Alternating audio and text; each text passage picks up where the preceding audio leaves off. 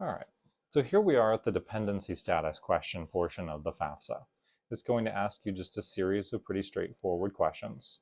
This first one is, what is your marital status as of today? If you're not quite sure what this is asking, you can always click on this question mark button right next to it, and it will give you more information about the question that's being asked. Here we'll go ahead and select single and move on to the next question. This question is about whether or not you, the student, have dependents. So remember, anytime the FAFSA is asking about you or your, it's asking for you, the student's information. It will specify if it needs your parents' information. So here it's asking, do you, the student, have children who meet these requirements here? So we'll go ahead and say no.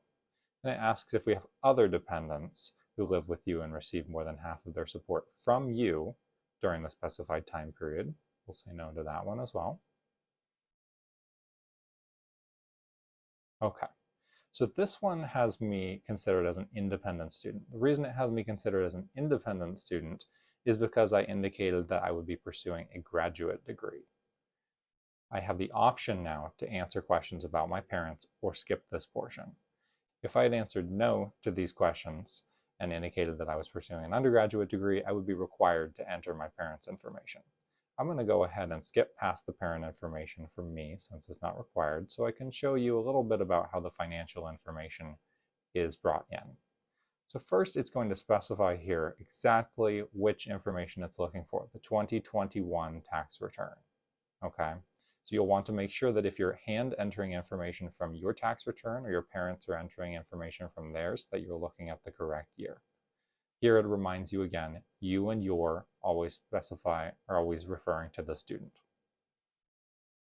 Here we'll go ahead and say yes, already completed, to say that I, the student, did complete a tax return for this year.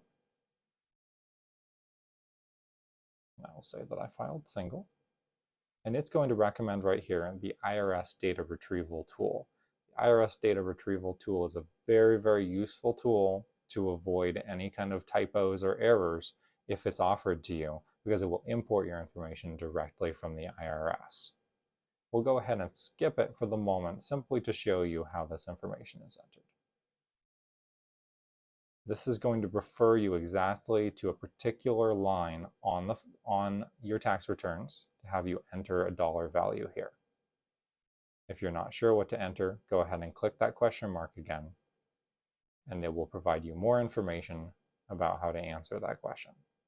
One of the most common misconceptions about the FAFSA is actually whose information to enter. So again, just make sure that you're entering your information when it specifies you. And if it asks for your parents, that's when your parents' information should be entered.